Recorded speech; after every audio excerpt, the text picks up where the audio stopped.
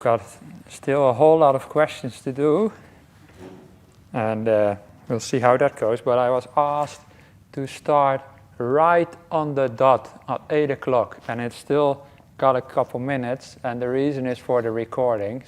So I'll wait with the questions, and just in the meantime, ask you if you have ever wondered why one who is skilled in goodness has to be told to be not proud and demanding and to be humble.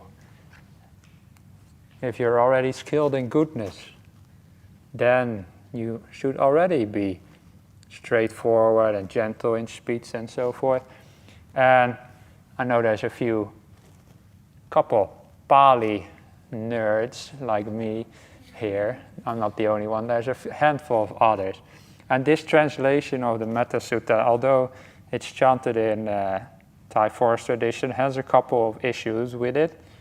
And actually it doesn't mean this is what should be done by one who is skilled in goodness, but it means this is what should be done by one who is skilled in the meaning of the Buddha's teachings. The Atta means the meaning. It basically means somebody who understands the Buddha's teachings, the meaning of those teachings. That is what it means. It doesn't mean goodness.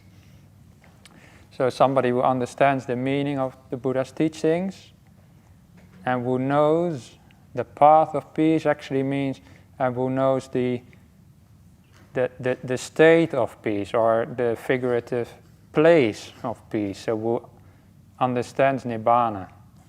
So this actually, in my understanding, refers to the stream winners. They understand the meaning of the Buddha's teaching and they understand Nibbana. However, it can also be practiced by anybody else, of course. But that is just a little technical detail that I thought I would tell you just to fill up 2 minutes, which I have now done. And it's exactly 7. Okay, so now the recording should be ready.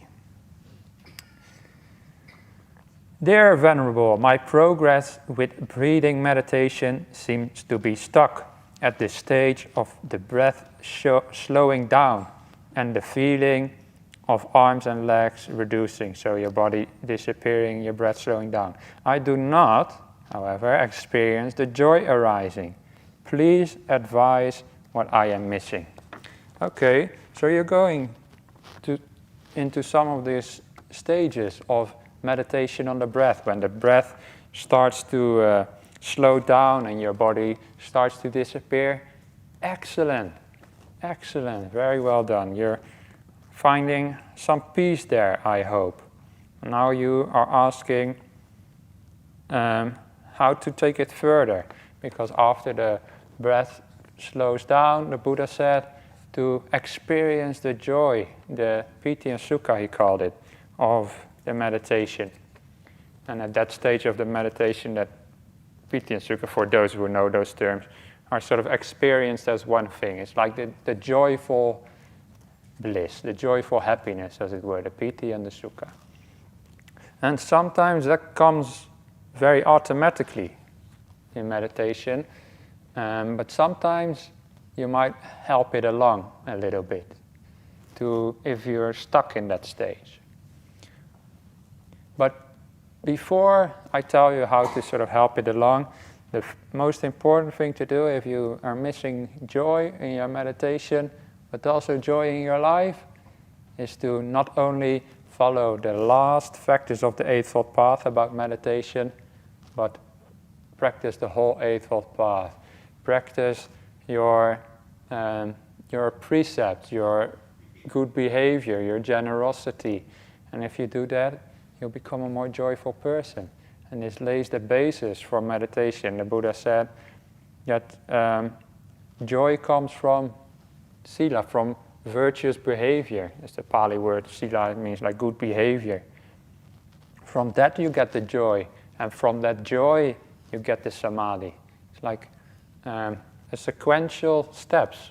And if you leave out the bottom step, if you start with trying to get samadhi and the meditation, and you leave out that step of virtue, then you might lack that joy that is necessary to take the mind deeper. So that is something to practice in your whole life.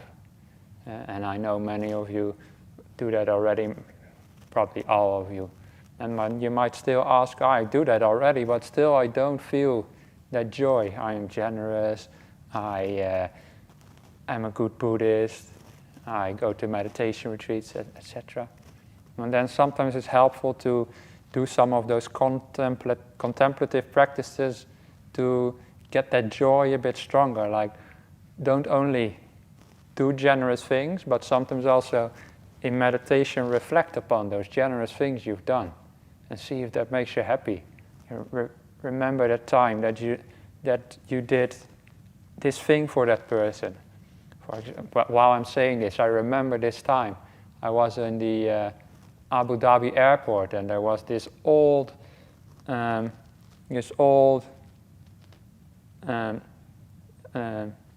Middle Eastern man, and he had this bag, and he had to carry it up into the airplane. And we didn't share any languages, so I just pointed at the bag, and I pointed at me.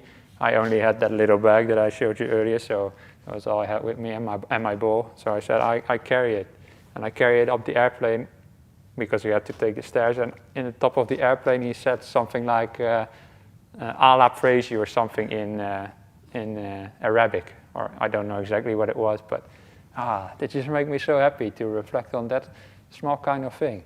And that uplifts your mind. So reflect upon those things sometimes. And you can even do that actively in meditation practice. You can reflect upon the Buddha, Dhamma, Sangha, if that makes you happy, and reflect upon spiritual friends and all those things to create that joy.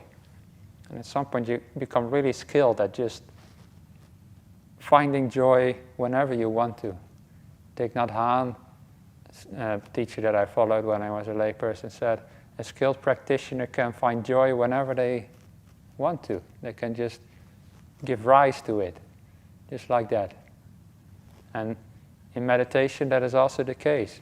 Sometimes you might be meditating and you say your breath is not joyful.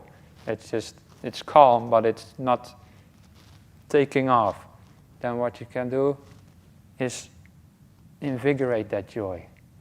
Another way to do that is really be happy with the breath. Wow, breathing in, breathing out. This is so cool. The Buddha did this, and now I'm doing it myself. Wow, awesome. Have metta to the breath as well. Loving kindness to the breath. And if you show kindness to the breath will show kindness back to you, and it'll be so much more pleasant to look at. All those things. Maybe in one of the other guided meditations that we still have, I will do a little bit of that. If life is suffering, why choose to start a family with metta? Well, are you asking me? I didn't start a family. I don't know. I would say my choice is not to do it, obviously. But you can look at it in different ways. Maybe you're asking, I started a family, what have I done? Maybe that's the intent of this question. Well, life may be suffering, but some lives are more suffering than others. And if you raise your children nice and properly, and you raise them as good people, then they have good opportunity to make the most out of this life. And then you're actually giving them a great chance to maybe even become Buddhist if they feel like that, and do the same kind of teachings, follow the same kind of teachings you're doing the same kind of meditation, and then that's actually a lot of good merit and good karma to do that for those people. So in that sense, a very good thing to do. I'm going to answer the questions a bit more shortly than I did yesterday because of this. It doesn't look that bad actually when you just put them over there. But it's still a lot. So maybe a little bit less stories. Dear Sunyo, that's me. Thank you for the funny and wise stories. I don't know about that. And meditations. My favorite is the one about the egg and frying pan. I made that up at the spot actually, so that's pretty cool. My peaceful meditation keeps getting interrupted by thoughts of a neighbor I have had conflict with. To put it simply, she seems to loathe me, and I have tried to be nice and make friends, but to no avail, and I feel very uncomfortable that she hates me. Any advice? Yeah, you must live next to the angry crocodile. Just think of your neighbor as an angry crocodile. You don't want an angry crocodile as your friend, no? But at least you know why people are like that. It's because they're hurting themselves. And you can't be friends and with everybody. I've realized that in my life as well. You think if I'm just nice to that person, then we can be friends. But some people are just not, they just don't want to be friends. I don't know why. I don't know why some people don't want to be friends with me. I don't know why some people don't want to be friends with you. But it's just the case. And for some reason it happens to be that those people are always your neighbors.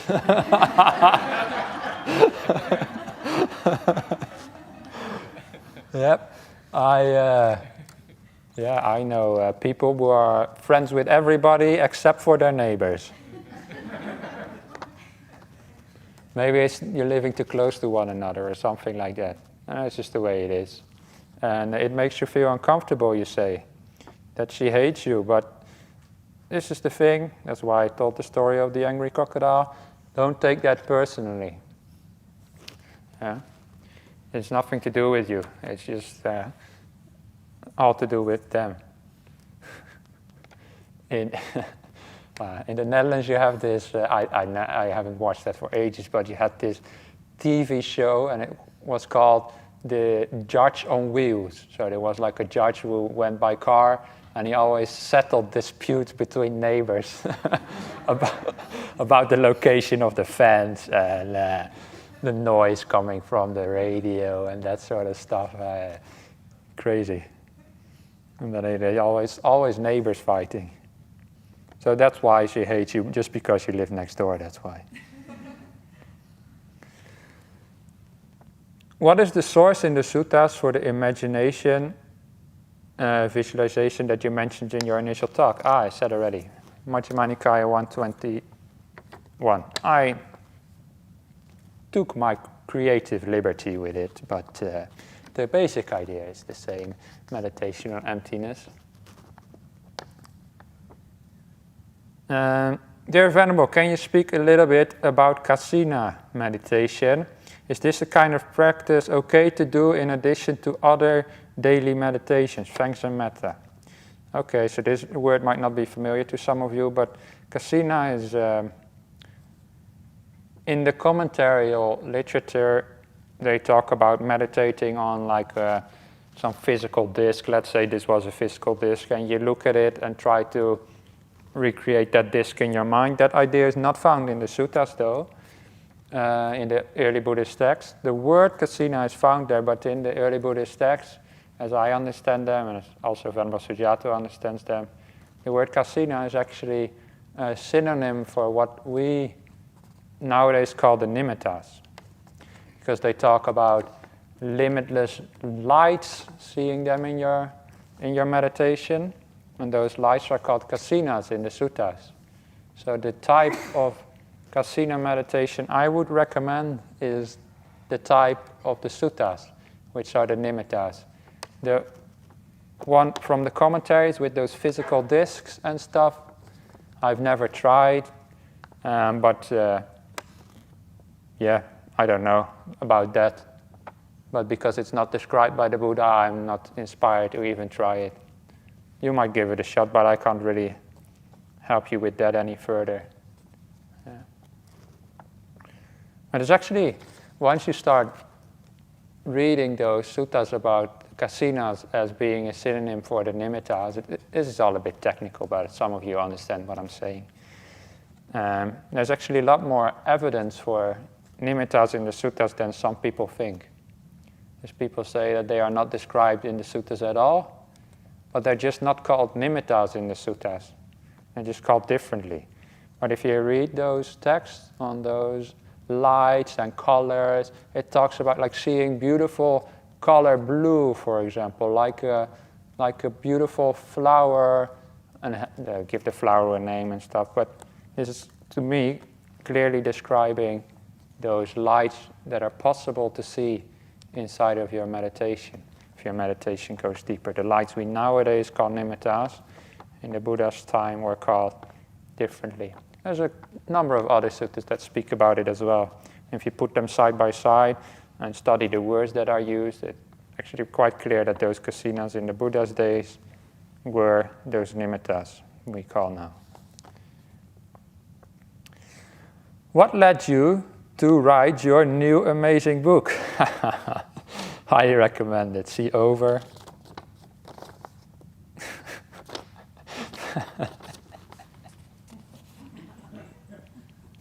Bazinga, it says. Okay, this Bazinga. This is an inside joke between me and Venerable Mataji. For years we have been hiding the word Bazinga everywhere, like underneath his keyboard I put a letter with the word Bazinga. Or this comes from a TV show called, what's it called again? Big Bang Theory. And there's this guy in there who also always says Bazinga after he makes a joke. And me and Venerable Mataji just started saying that word after every joke, and at some point that just became an inside joke between the two of us.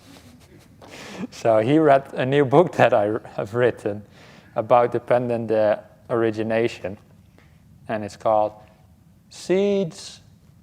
Oh no, I forgot my own title. I made it too complicated. Seeds, paintings, and a beam of light, similes for dependent arising.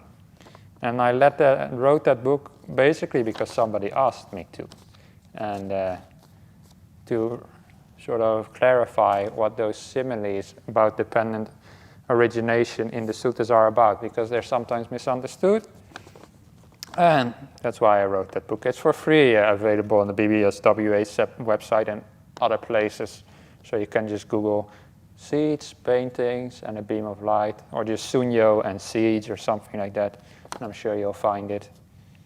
I'm not going to explain right now what that book is about.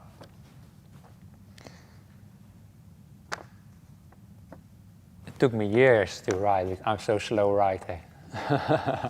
But I don't mind. I just, from time to time, and just when I felt like it, I wrote a little bit, then left it for months again, and then wrote a little bit again. But I'm pretty happy with it. I even made some drawings as well. Have you seen it? No. Okay, I'll show it to you. Is consciousness inside space, or is space inside consciousness? Or neither? Is it something useful to contemplate? Many thanks. So I think you're sort of asking, is the mind inside of the world, external world, or is the external world inside of the mind, or neither? Is it something useful to contemplate? In the Buddha's days, many people had all sorts of theories about the physical makeup of the world. And in the Buddha's days, if you were like a scientist in those days, if you had theories about the external world, you were also religious. Religion and science were not separate. So if you had theories about a soul, then you had to somehow also have a theory about the world. The two always went together. But the Buddha said, forget about all of that kind of philosophizing. What matters is just this mind and body. And don't try and contemplate how that external world works, how space works and stuff. So contemplate this mind and body. Stay with that. Dear Venerable, when a loved one dies and you are grieving for that person, how is it possible to stay focused on the present when memories are constantly resurfacing? It's very similar to a question we had yesterday about the person's mother passing away. Then I gave some advice on how to overcome grief and why it's just nature of people to die and how we can move on. But maybe sometimes it's too early to move on and you're still in that grieving period. And I've never done this myself, but something that just came up in the moment, and you just have to give it a shot and maybe tell me later whether this works or not. But maybe you can try to make a deal with yourself. In this meditation, I don't need to grieve. I can grieve later. We got all the time later to think about the loved ones that passed away. But right now, it's not the right time. Right now, I'll just stay in the present moment. And then later, it's time to grieve again. And I think that will work because I do the same thing sometimes when I have something to do or something to think about. Even as monastics, we sometimes have things to plan or do. For example, Venerable Ananda and me at one point had to do a lot of work for the visas for some of the monks because we're from abroad. Then to get into Australia, pretty difficult, especially when you don't make any money. And you really have to convince the government that monastics are worthwhile to have in Australia, even though they don't make any money and don't pay any taxes. So, so that's a lot of thinking we have to do and a lot of communication. And sometimes you might go back to your hut to meditate and you still have that energy in your mind to think about that sort of stuff. Oh, how am I going to write this case? I have to write this whole business case, they call it, to the immigration department, like pages upon pages, yeah. And sometimes you can get really stuck in that kind of mindset. But what I then do is decide when I sit down to meditate, this is not the right time to think about that. Right now, I'm just meditating. Tomorrow, when I go back to the office, then is the proper time to think about that, not right now. And if you make that deal with yourself, wow, you become also so much more effective at doing that job when it is actually time to do it, because you've like gathered all this good energy. You gathered this mindfulness. When I was doing my master thesis in university, I have many of these stories about being a student and very little stories about being a working layperson, because I ordained basically straight out of university. So, but when I was doing my master thesis, at some point, every day I got home, I was designing this little machine. I did like precision engineering, so I was making this machine that had to move like 1 nanometer on like some magnetic stuff. Okay, I won't go into that details, but it was so involved, and I think so much whole day in university that on the train ride home and even being at home, I was always thinking about this machine, and I realized I got more tired and more exhausted as my project went. And at some point I realized, this is not working. I'm just gonna get burned out or something like this. So what I decided was, at some point I just did my usual thing, like, okay, I'm not gonna think about it at home. But that wasn't enough, it didn't work. I decided to use a physical boundary. And what I did, my university in the Netherlands, there's a lot of canals everywhere. Don't know if any of you have ever been there, but they're all over the place. And my university also is surrounded by big canals. And every day, walking to the train station from university, I had to cross this canal over a bridge. And I decided my master thesis and all the thoughts belonging to it stay on the university side of the canal. Whenever I cross the canal, they are unable to come with me. So when I cross the canal, they stay behind, and I travel from there to home. And when I come back again the next day, then I can pick up those thoughts again when I cross the canal, but not before.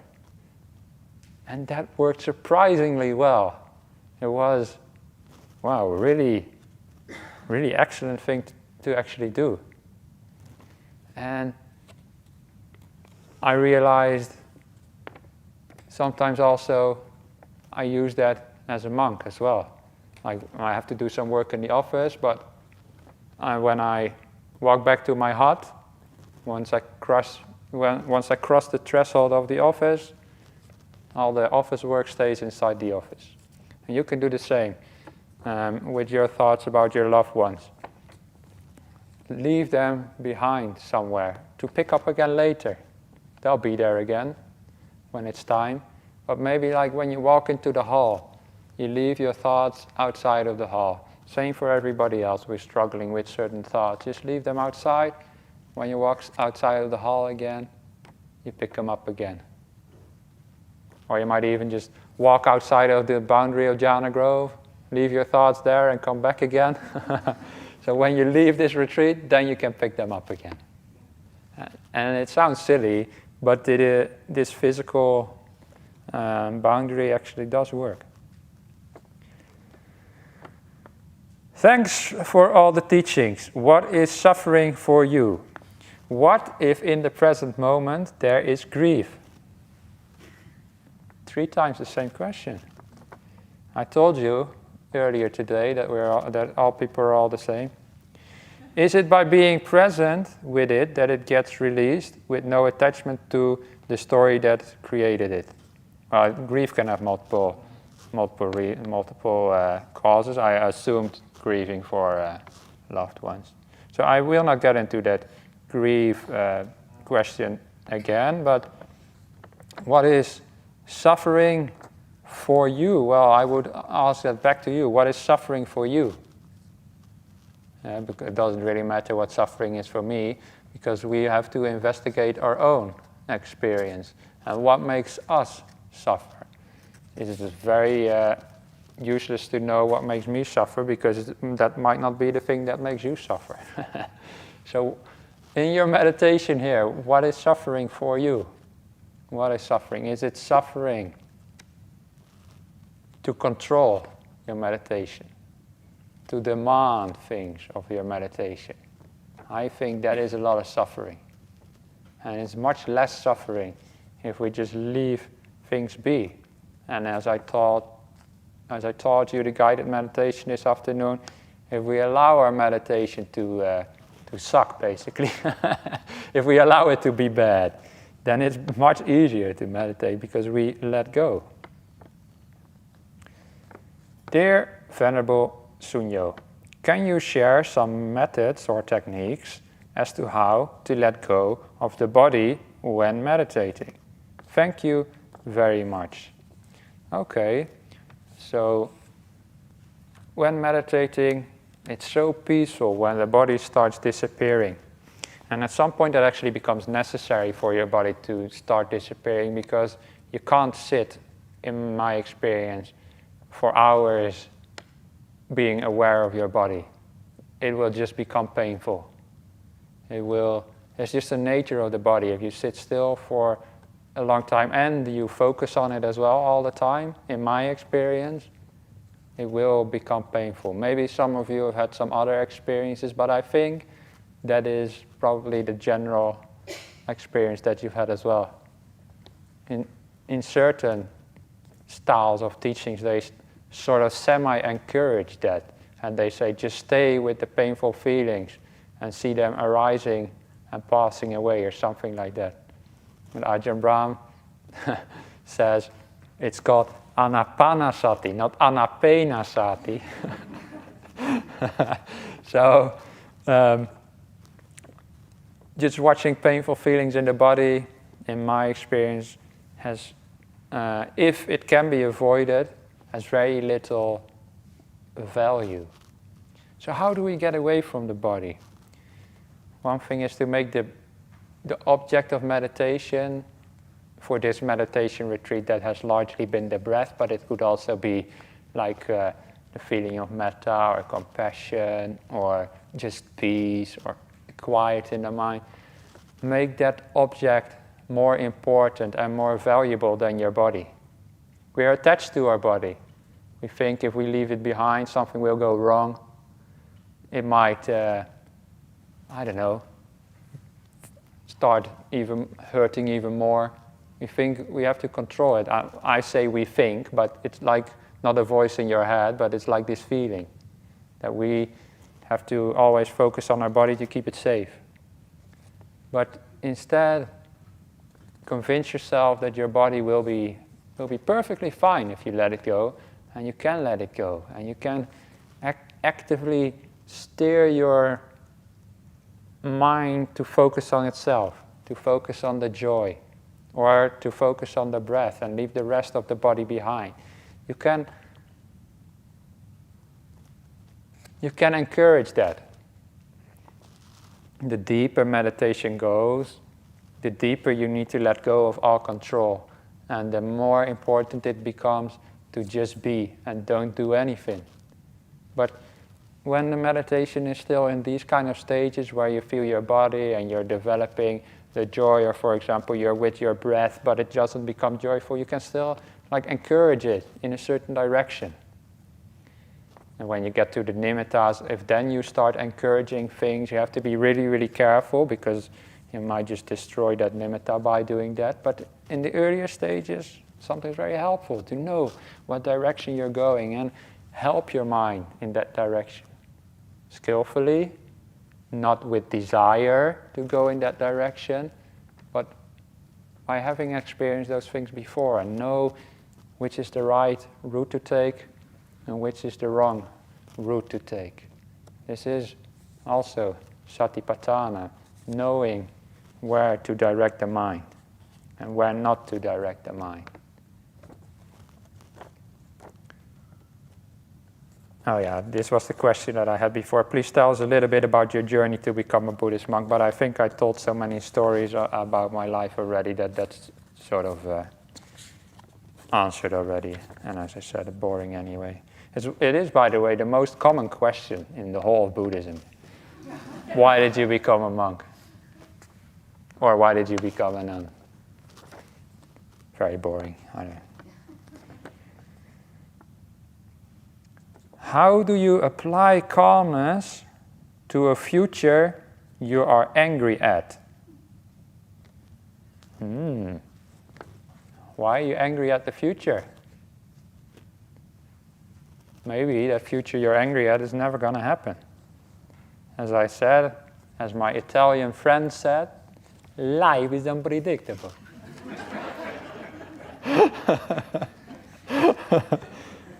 Remember that, life is unpredictable. Yes, you try to make a pasta, but it turns out pizza. I don't know. The way I cooked that would probably happen, but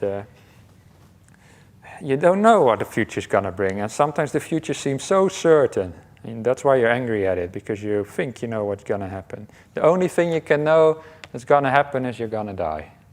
If you're angry at that, I don't know why, because it's just the nature of life. But you're probably angry at something else, something more imagined, that's just in your mind.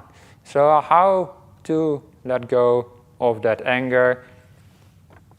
The usual technique to overcome anger is to practice loving kindness. I haven't really taught at this retreat. I gave a retreat about loving kindness a while ago, just a weekend retreat, all on loving kindness.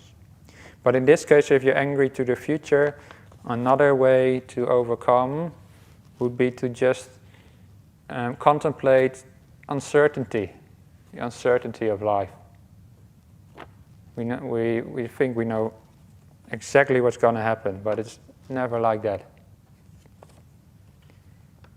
A couple months ago, I was staying in the Cambodian temple in Kelmscott.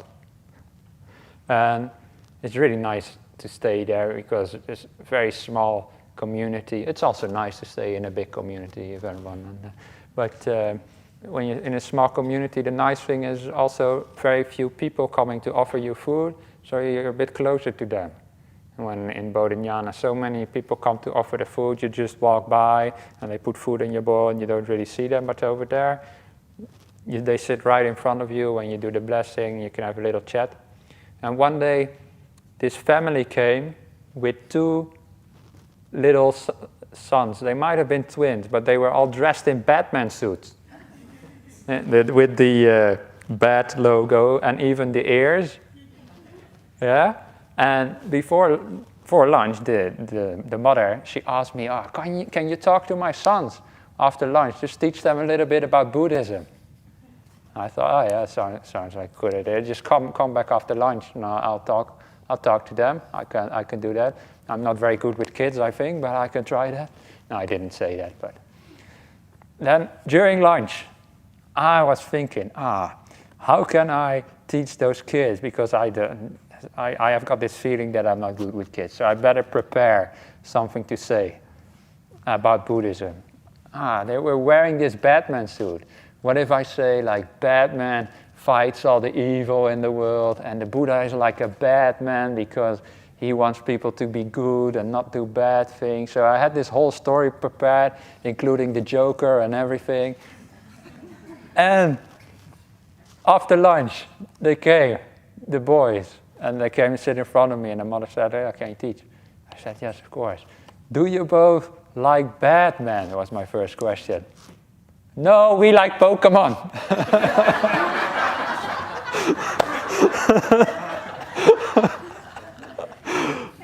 Okay, so the future is unpredictable. That's what I'm saying. And probably especially with children, but even without children, the future you can't predict. So I learned a good lesson then. I'll never try to prepare something like that again. I should have just enjoyed my lunch and see what happened. So afterwards we talked about Pokemon, and I didn't teach anything about Buddhism. We just talked about who is your favorite Pokemon and stuff like that. Well, I did try to teach about Buddhism, but they clearly weren't listening to that. They're only interested in those Pokemons. Yeah, crazy. How to deal with loneliness. I have begun to miss my loved ones terribly, and I need a big hug. Thank you, Bhante. Wow, it's only a 5-day retreat. And we're only like 3-4 days in? 3 days in? You miss them already terribly. Why? Do you think they'll miss you as well? Might be. Maybe not, maybe. Loneliness. Loneliness is often, maybe not always, but often comes from not being content with ourselves, not happy with ourselves. And by that I mean we think we're not good enough. We need other people to validate us, other people to love us. But why can't we love ourselves? Yeah. And when the Buddha taught loving kindness meditation, actually this is the way the commentaries teach loving kindness meditation, is to start with sending loving kindness to yourself, and then spreading it to other people, and then to the whole world, and then finally to your enemies.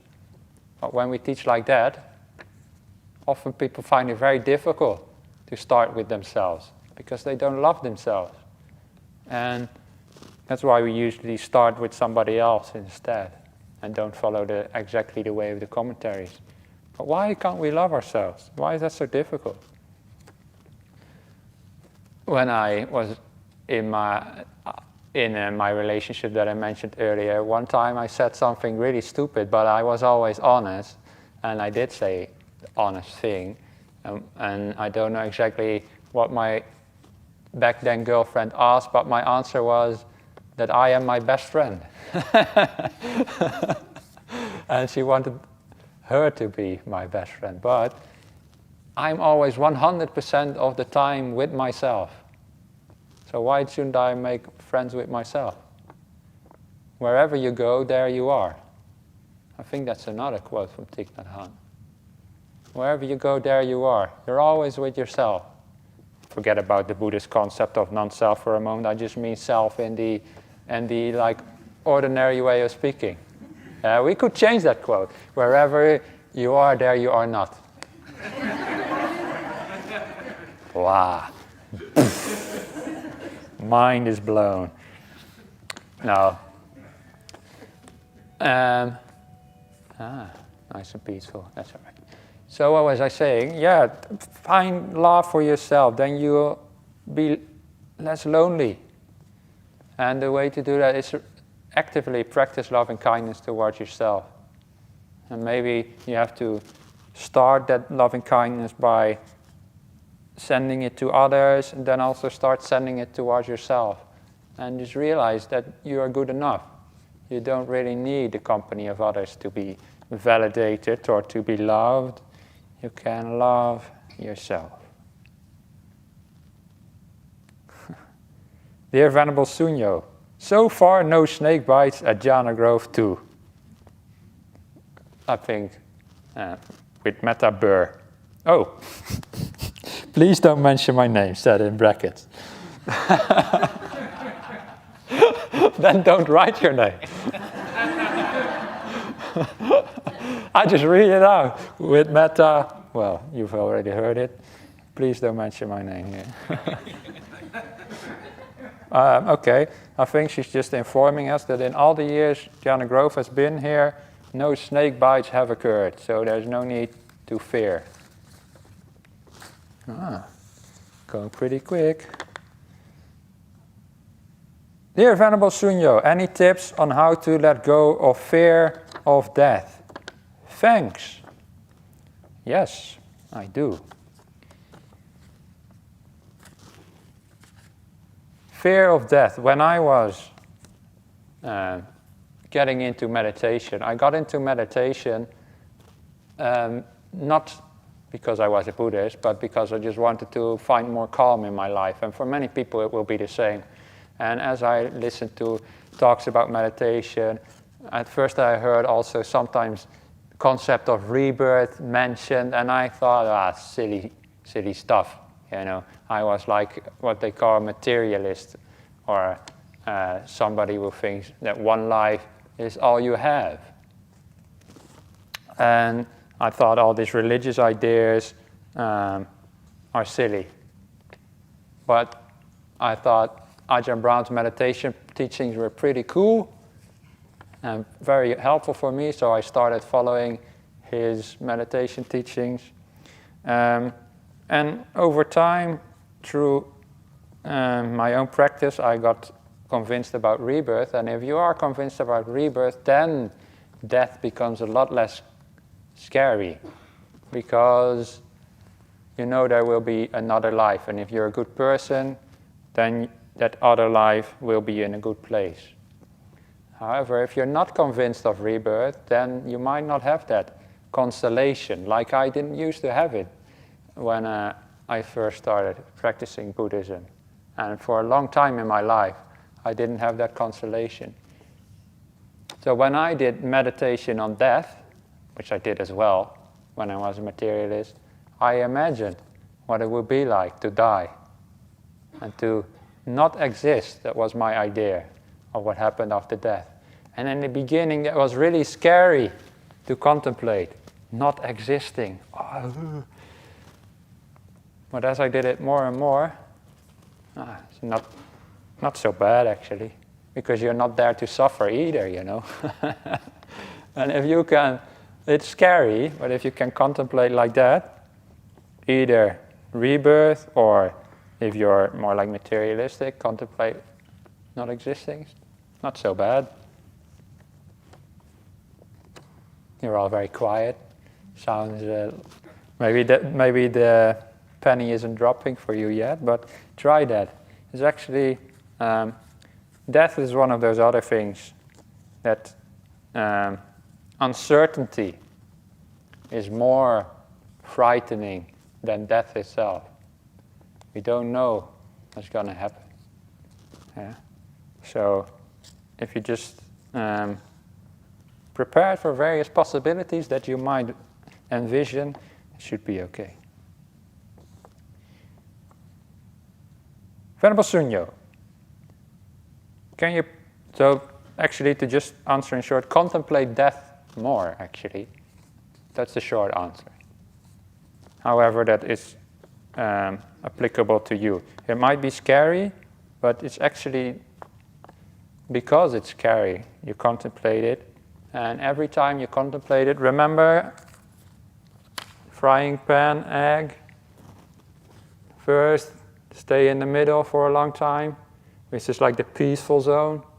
And then slowly you can, if you want to, go into the new zone, the slightly uncomfortable zone. It's the same with contemplating death. You make sure you're peaceful and calm through meditation, and then you can think about death if you want to. And you get more used to the idea, and it will scare you less and less every time you do it. Venerable Sunyo, could you please talk about non-self? Is this an insight that develops only from deep meditation? Yes. Or are these practices, reflections we can do to gain some insight? Yes. And make deep meditation easier? Yes. I'm very hesitant to teach teachings of anatta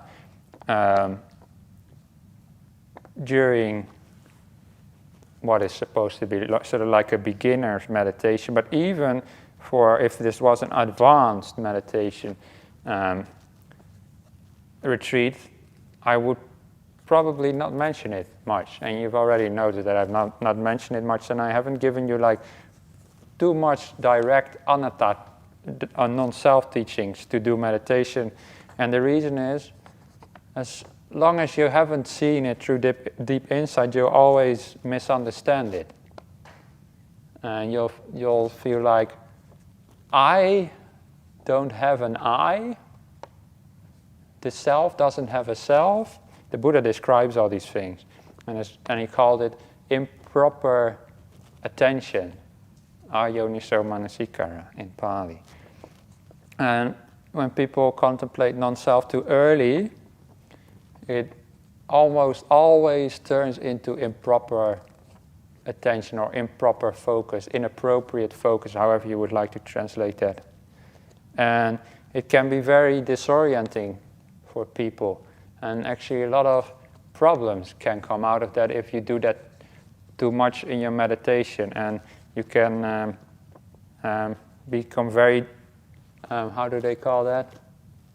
Dissociated in an unhealthy way. So I'm a bit hesitant to teach that.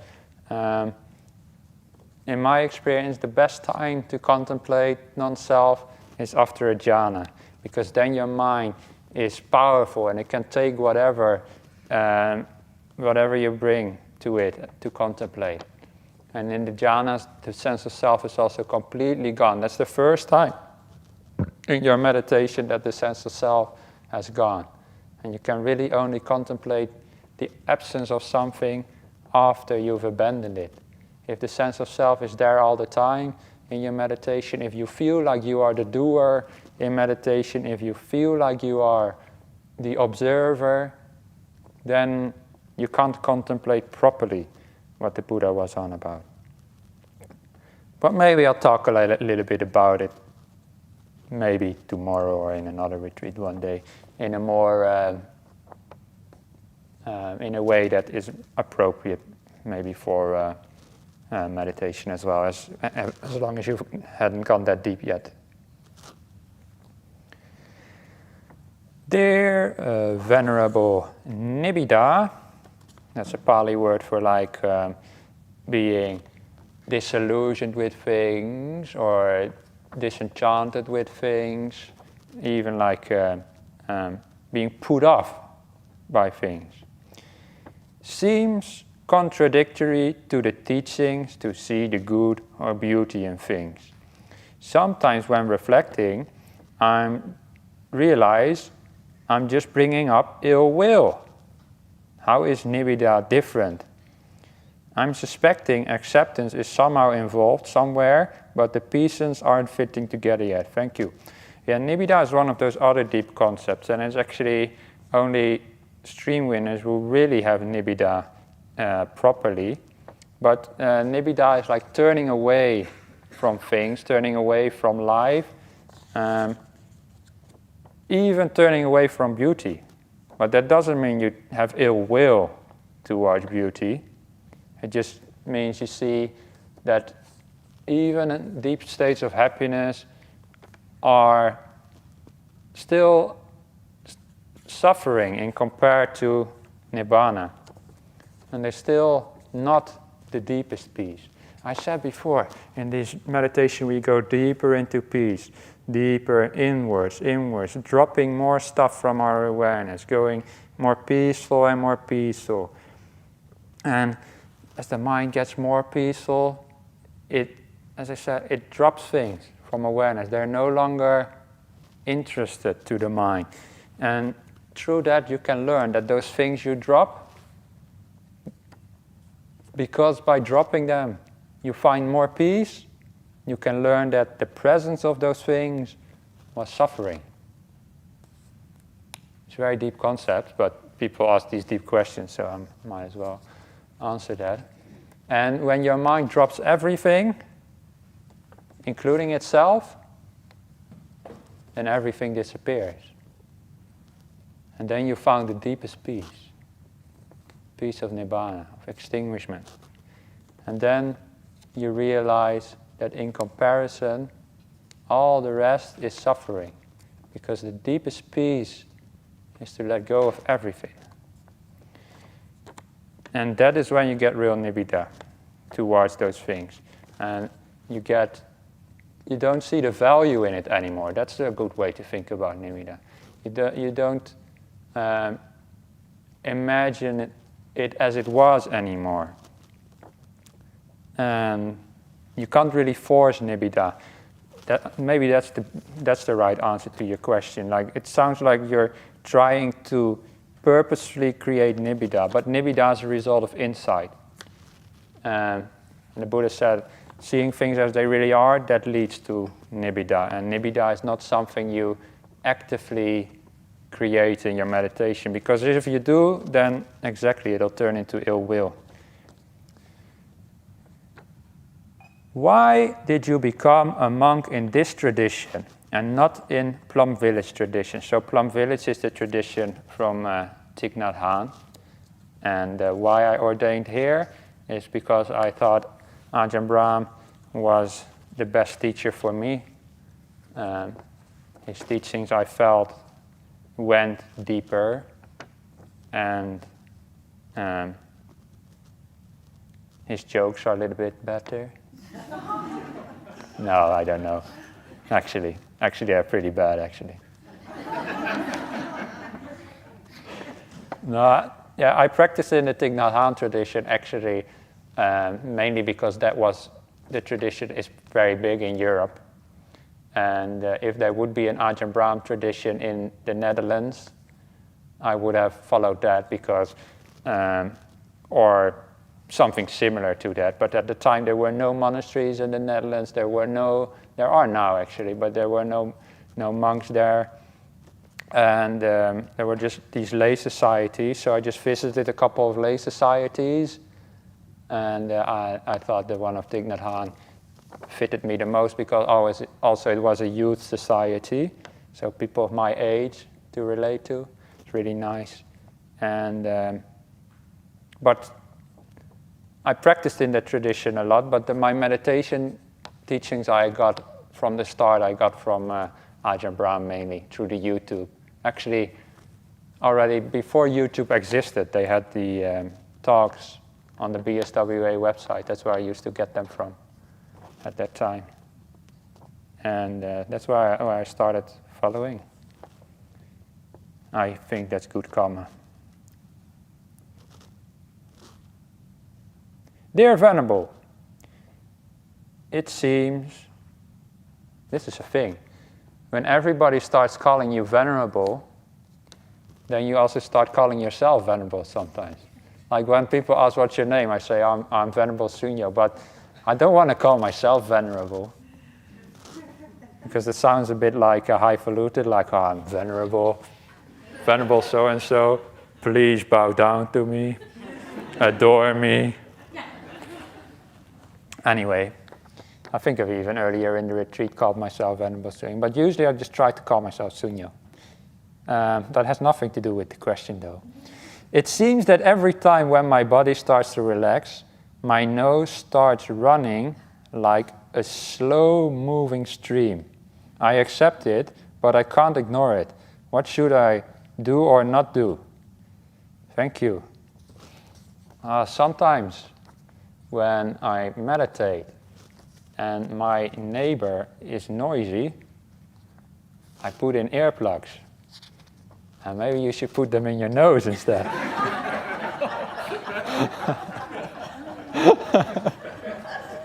You know those things that you do?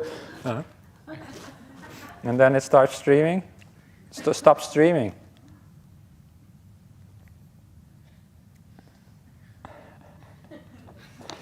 Yeah, maybe do that. Or maybe it's just a temporary thing. Maybe you just have an allergy for a while.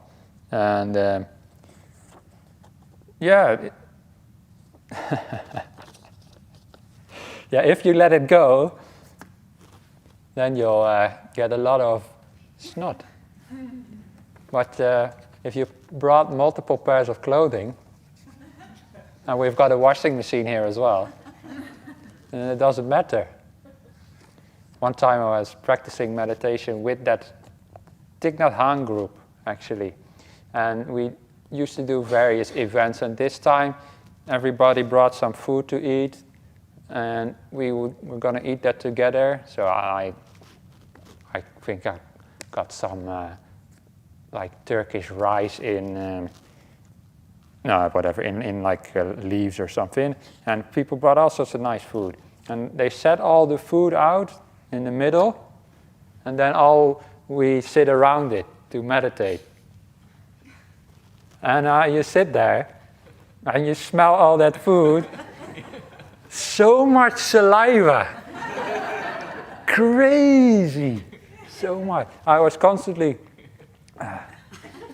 swallowing. So annoying. And I couldn't find any peace whatsoever. I thought, this is really unwise. Then I thought, whatever, I'm just going to let it go. My meditation is more important than a clean shirt. So I just say all this.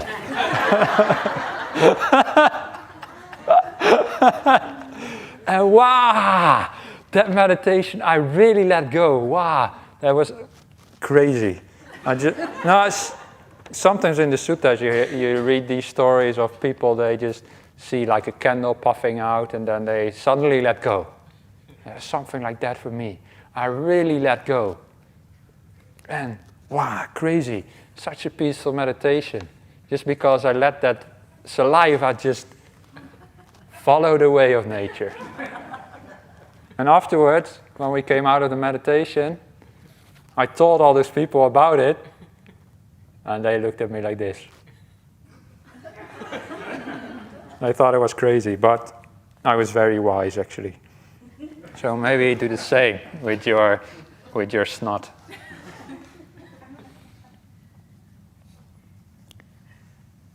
Hello, if you haven't already, can you please talk about sensual desire? I haven't, but I'll do that tomorrow. So we can finish all the hindrances.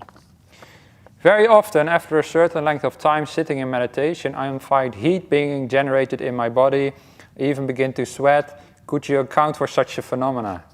Yes, it's been like 44 degrees.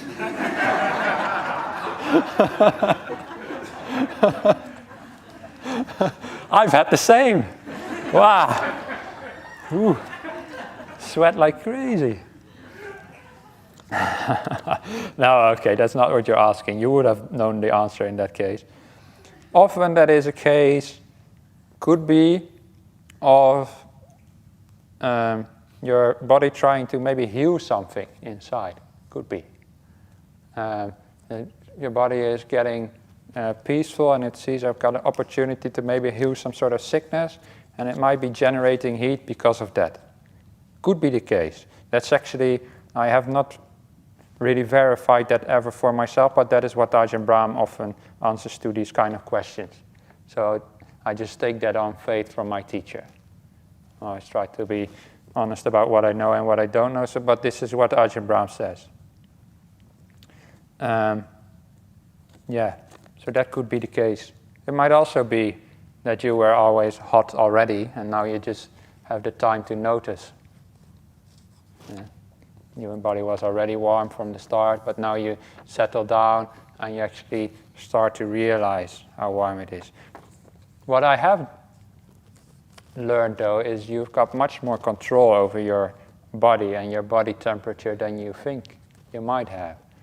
In Tibetan tradition, even, some places they teach monks to heat up their body because they live in a very cold climate.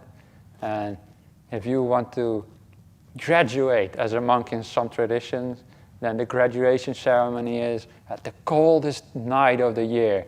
You have to sit outside with this wet blanket around you and heat it up by using only your mind. And there is also a Dutch man called the Iceman. Some of you are nodding, you know him.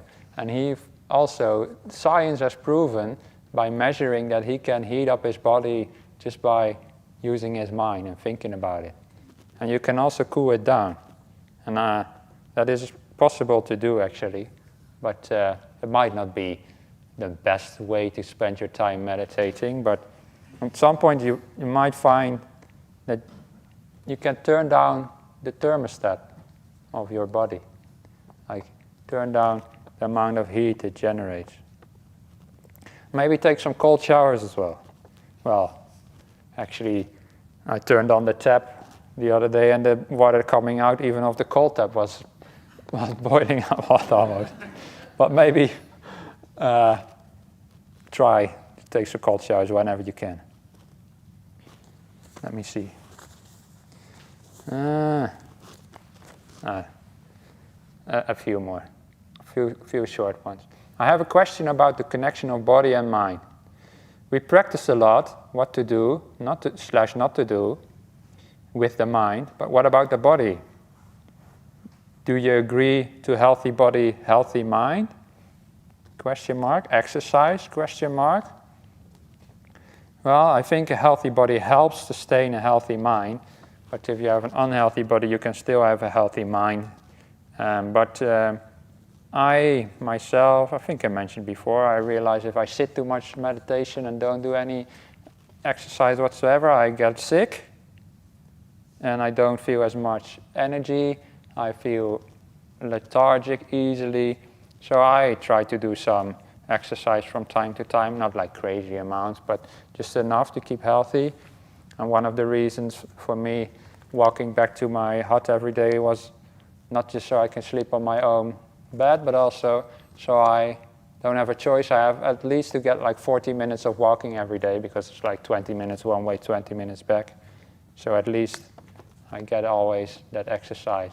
And I do it in the morning and the evening. So I would definitely encourage doing something like that in your daily life. Maybe not necessary in this retreat per se, but keep your body healthy through exercise and eating well. It will help your meditation a lot, in my experience. Let me see, let me count. 1, 2, 3, 4, 5, 6, 7, 8, 9. Let me pick a short one. Do that one tomorrow. We still got one more session.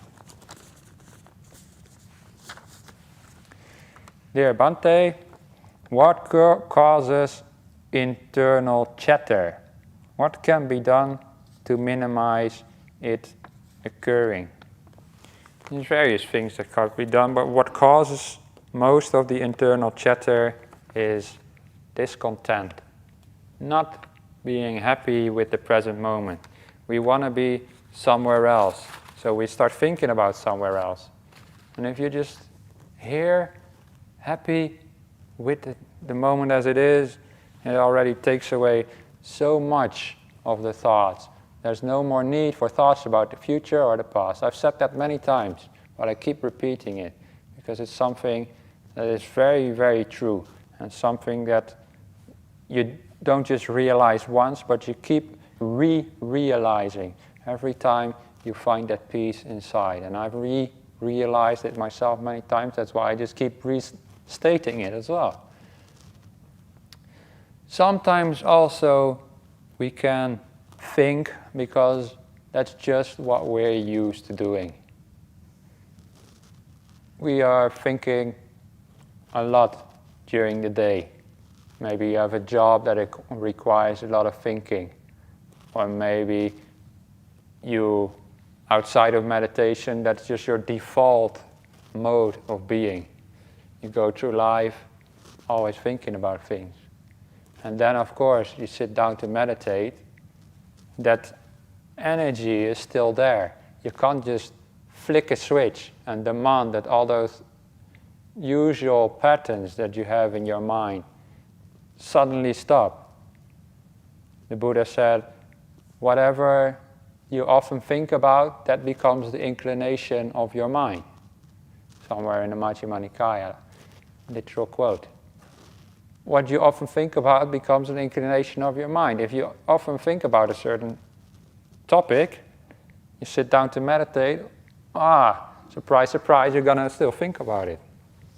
It's the way the mind works. So what we can do is also minimize thinking outside of meditation. Tomorrow, when you have your breakfast, when you have your lunch, I invite you to just eat and enjoy the food and see what it's like to eat and feel and taste and smell the food. You can even try it tonight with a cup of tea or whatever. Just drink the tea and enjoy the tea. It's another thing we used to do in that Thich Nhat Hanh tradition. It was like, I don't know what the name was, but like tea ceremony, just tea drinking. You just drink tea and that's it. No thinking about it. No planning for the future. And you just enjoy your daily activities without a need to comment on them all the time. Yeah. Often the thoughts in our mind are unnecessary. We know exactly what to do. You know how to drink a cup of tea. You know how to eat. But while you're eating, you're still thinking about all sorts of stuff. Sometimes even about eating itself.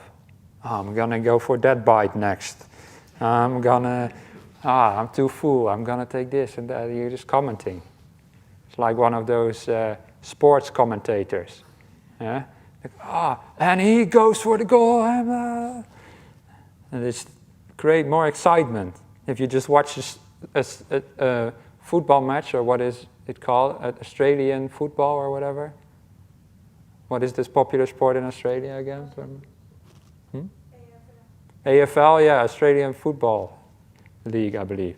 If you watch that without commentary, it's less exciting. It becomes very boring. And that's why we think often. We want to make things more exciting. And we think that it's boring to just drink a cup of tea. It's actually not. It can be very pleasant and peaceful to just drink a cup of tea. So also in your life, go through things thinking less. Create that kind of sense of peace. Take it with you outside of your meditation. What you can do is, at the end of meditation, make a resolution. The peace I found, I'll keep with me as best as I can throughout the rest of the day. And especially during a meditation retreat. Maybe after this talk, go back to your hut and meditate for a couple minutes just to get your mind still again from all this banter I've been uttering, and then afterwards do that tea meditation. See if you can do that. And by doing that, we just, in our whole lives, we think less. And then it also becomes easier when we back to meditate to think less. So that's two things I mentioned. One is think less in life in general. The other is find more pleasure in the present moment. There's many other ways we can contemplate thoughts. I already mentioned earlier, and maybe I'll do again later, contemplating the downside of the thoughts. Where do they lead you? Have they ever fulfilled their promise? And if they did, thoughts about the future, if they turned out to be true, was probably just a fluke. It's not because you thought about it and then things happened exactly the way you thought. It just happened to be the same way. Like when I thought about how to explain Buddhism to those kids, those were actually just useless thoughts, yeah, in the end. So that's how you can contemplate as well. One final thing before we leave, because this is such an important topic in meditation, is sometimes, and this is not necessary, but people are afraid of stopping the thinking. Afraid of the silence. Because when you stop thinking, it's like a part of you disappears. And it's like we are attached to that thought, because we think we are the thinker of the thoughts. And by thinking, we can control things we believe. If we just think about our meditation in the right way, then we'll be able to do it in the right way. But that's not true, as you might just find out after trying many, many times. Instead, put some more faith in stillness and peace, and don't be afraid of it. That's all I gotta say. All right, tomorrow a couple more, but we'll see about that then. Let us end by saying 3 sadhus to the Buddha and Dhamma Sangha. Sadhu, sadhu, sadhu.